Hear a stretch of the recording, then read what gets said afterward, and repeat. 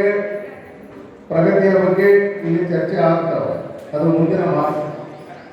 ಆದ್ರೆ ಈ ಹಂತಕ್ಕೆ ಬರಬೇಕಾದ್ರೆ ಚುನಾವಣಾ ಪೂರ್ವದಲ್ಲಿ, ಚುನಾವಣಾ ಪ್ರಚಾರ ಸಭೆಗಳಲ್ಲಿ ಅಂದಿನ ಮಾಜಿ ಶಾಸಕರಾಗಿದ್ದಂಥ ವಿಜಯಾನಂದ ಕಾಶಪ್ಪನವರನ್ನ ಕರ್ಕೊಂಡ್ಬಂದು ಅವ್ರಿಗೆ ಆಶೀರ್ವಾದ ಮಾಡಿ ಅಂತ ನಿಮ್ಮೆಲ್ಲರೂ ವಾರ್ಡ್ ಅಡ್ಡಾಡಿದ್ದು ನಮಗೂ ನೆನಪೈತಿ, ನಿಮಗೂ ನೆನಪು.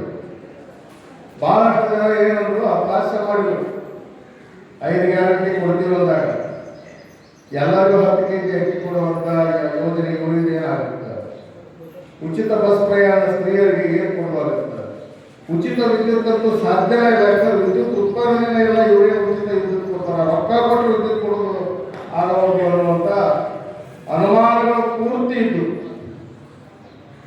ಅನುಮಾನಗಳ ನಡುವೆಯೂ ಕೂಡ ಅವರಲ್ಲಿ ಒಂದು ಭರವಸೆಯನ್ನು ಬಿತ್ತುವಂತ ಕೆಲಸ ಸಿದ್ದರಾಮಯ್ಯವರು ಮಾಡಿದರು.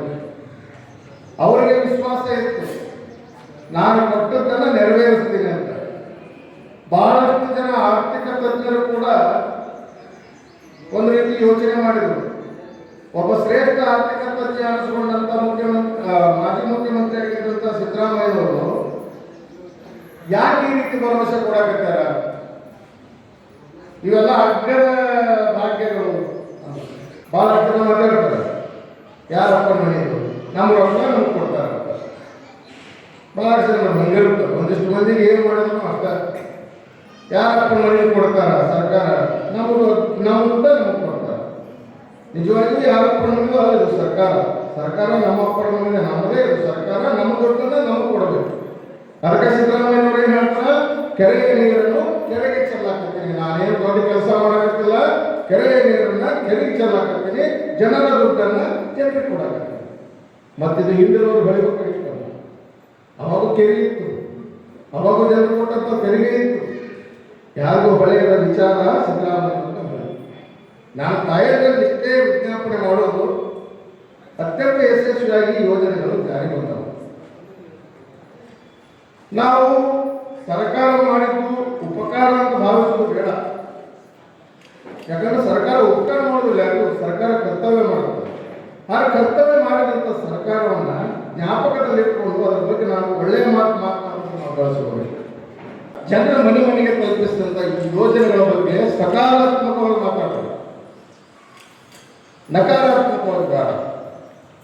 ಬಸ್ ಪ್ರಯಾಣದ ಬಗ್ಗೆ ಸಾಕಷ್ಟು ಟೀಕೆಗಳು, ಏನೇನೋ ಮಾಡಿದ್ರು. ಹೆಣ್ಣುಮಕ್ಕಳು ಬಿಜೆಪಿಯಲ್ಲಿ ಆಡಳಿತದಲ್ಲಿರುವಂಥ ಹೆಣ್ಣುಮಕ್ಕಳ ಬಗ್ಗೆ ಅತ್ಯಂತ ಕೀಳಾಗಿ ಮಾತಾಡಿದ್ರು. ನಿಮ್ಗೆ ಗೊತ್ತೈತಿ, ಬಹುಶಃ ಶ್ರುತಿ MLC ಆಗಿದ್ದಂತ ಚಿತ್ರನಟಿ ಶ್ರುತಿ ಕೂಡ ಎಷ್ಟು ಕೆಟ್ಟದಾಗಿ ಮಾತಾಡಿದ್ರು ಬಸ್ ಪ್ರಯಾಣ ಗೊತ್ತಿರ್ಬೇಕು ನಮಗೆ.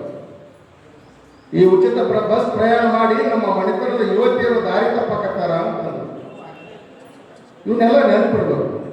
ಯುವತಿಯರನ್ನ ದಾರಿ ತಪ್ಪಿಸುವಂತ ಕೆಲಸ ಸರ್ಕಾರ ಮಾಡಿಲ್ಲ. ಏನಂತ ಹೇಳಿದ್ರೆ, ಯಾಕೋ ನಾನು 24 ವರ್ಷ ಅಡ್ಡಾಡಿದ್ರು ಇಷ್ಟೊಂದು ಈ ಮಾತಾಡ್ಲಿಕ್ಕೆ ಬರ್ಲಿಕ್ಕೆ ಎಲ್ಲರ ಹತ್ರ ಮಾತಾಡ್ತೀವಿ. ನಾನು ಹೇಳಿ ನಮ್ಮ ಕಾಕರಿಗೆ ನೀವೆಲ್ಲ ಮಾತಾಡ್ತೀವಿ ಅಂತೆ ಮಾತಾಡೋದಿಲ್ಲ ಅಂತೆ. ರಾಜವರ ಈಗ ಶೇಖರ್ ಕಾಕರಿಗೆ ಸೊಸೈಟಿ ರೇಷನ್ ಬಂದ ಕೂಡ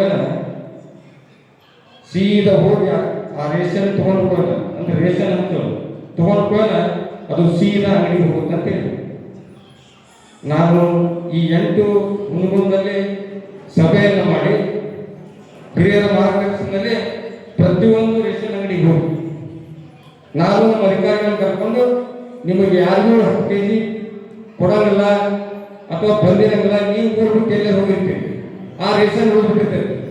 ಅದಕ್ಕೆ ನಿಮ್ಗೊಂದು ಟೈಮ್, ಆ ಟೈಮ್ ಎಕ್ಸ್ಟೆಂಡ್ ಮಾಡಿ ಆ ಒಂದು ಊರಿಗೆ ಹೋಗಿ ಅವ್ರಿಗೆ ರೇಷನ್ ಕೊಡುವಂಥ ವ್ಯವಸ್ಥೆಯನ್ನು ಮಾಡಿ, ಯಾರು ಕಳಸಂತೆಯಲ್ಲಿ ಈಗಲೇ ನಾನು ಸೂಚನೆಯನ್ನು ಕೊಡ್ತೀನಿ, ಯಾರು ಕಳಸಂತೆಯಲ್ಲಿ ಮಾಡ್ತಾರೆ ಅವ್ರನ್ನ ಸಸ್ಪೆಂಡ್ ಮಾಡಕ ಸೂಚನೆ ಮಾಡಕ ಶಾಸಕರು ಕೊಟ್ಟಾರೆ. ಅವರು ಕೂಡಲೇ ಹುಡುಗಂದಲ್ಲಿ ಬರುವಂತ ಎಲ್ಲ ರೇಷನ್ ಅಂಗಡಿಗಳಿಗೂ ಟೈಮ್ ಹೇಳ್ತಾರೆ. ನಾವು ನಮ್ಮೆಲ್ಲ ಅಧಿಕಾರಿಗಳಿಗೆ ಕೇಳಿ 10 kg ಕೊಡ್ತಾನಂತ ಹೇಳ್ತಾರೆ. ಅವ ಮಾತಾಡಿರ್ತಾನೆ, ಬಂದು ರೇಷನ್ ಮೊದಲನೇ ಕೊಟ್ಟವ್ರಿಗೆ ಹೇಳ್ತಿರ್ತಾನೆ, ಯಾಕಂದ್ರೆ ನಿಮ್ಮ ಹೇಳ್ತಾನ 10 kg ಕೊಡ್ತೀವಿ ಅಂತ ಹೇಳಿ 10 kg ಕೊಡ್ತೀವಿ ಅಂತ ಹೇಳಿ. ಈಗಾಗಲೇ 2 ಅಧಿಕಾರಿಗಳನ್ನು ಕೂಡ ನಾನು ಸಸ್ಪೆಂಡ್ ಮಾಡಿದ್ವಿ. ಹಿರಿಯ ಒಳಗಾಗಲೇ ಇಲ್ಲಿ ಇದ್ರ ಸಮಯಕ್ಕೆ ಏನು ಮಾಡ್ತೀರಿ ಕೆಳಗೆ ಇಳ್ಕೊಂಡು ಯಪ್ಪ ಬಾ ಅಂತೀರ.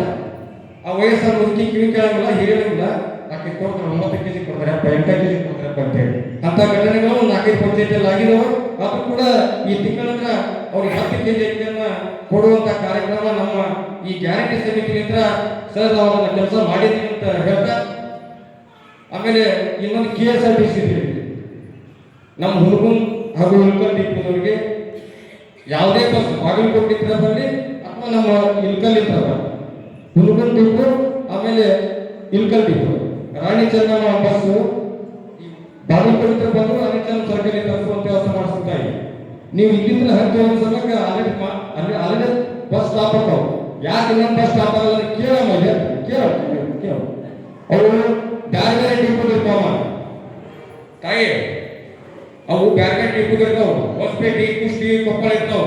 ಅವ್ರಿಗಿಂತೆಲ್ಲ ಹಳ್ಳಿಯಾಗಿಲ್ಲ. ಬಸ್ ಸ್ಟ್ಯಾಂಡ್ ಬಿಟ್ರೆ ಸೀದಾ ಅಂಗಡಿ ಕಡೆ ಹೋಗ್ತಾರೆ. ಈ ನಮ್ಮಲ್ಲಿ ಇರ್ತಂತ ಬಸ್ ಯಾವ್ದಾದ್ರು ತಪ್ಪಿಲ್ಲ ಅಂದ್ರೆ ನನಗೆ ಹೇಳಿ ಆ ಮಾಡಿಸ್ಕೊಡುವಂತ ಜವಾಬ್ದಾರಿನ ನಾನು ಈಗಲೇ ಮಾತು ಕೊಡ್ತೀನಿ. 10 ಸಲ ಬೈತಿರ್ತಾರ, ಪಟಕನ ಮೂಲಕ ಹೋಗುದು, ತರಬಹುದು ಮಾಡೋದು. ಎಲೆಕ್ಷನ್ ಇಡೀ ಕೂಡ ಸಂಘ ದೊಡ್ಡ ಮೀಟಿಂಗ್ ಹೋಗಿ ಎಲ್ಲರೂ ಪ್ರಸ್ತಾಪನೆ ಮಾಡ್ಯಾರ. ನಮ್ಗೆ ಈಗಾಗಲೇ ಹೇಳ್ಬಿಡ್ತೀನಿ, ಸೂಚನೆ ಓಪನ್ ಹೇಳ್ಬಿಡ್ತೀನಿ.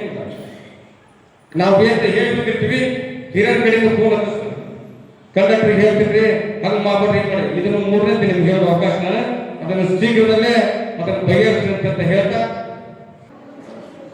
I extend my sincere gratitude to Honorable my boss Vijayanand S. Kashyapna, Hulgun constituency, and President Karnataka Veer Seva Lingat Development Board. I appointing me as President Panchayat Guarantee Implementing Committee. Okay, thank you. ನನ್ನನ್ನ ಈ ಪಂಚ guarantee ಯೋಜನೆಯ ಅನುಷ್ಠಾನದ ಅಧ್ಯಕ್ಷರನ್ನಾಗಿ ಮಾಡಿದಂತ ನಮ್ಮ ಕಾಶ್ಯಪ್ ಅವರಿಗೆ ಮೊಟ್ಟ ಮೊದಲನೇದಾಗಿ ಹುಡುಗರಿಗೆ ಅಭಿನಂದನೆ ತಿಳಿಸ್ತಾ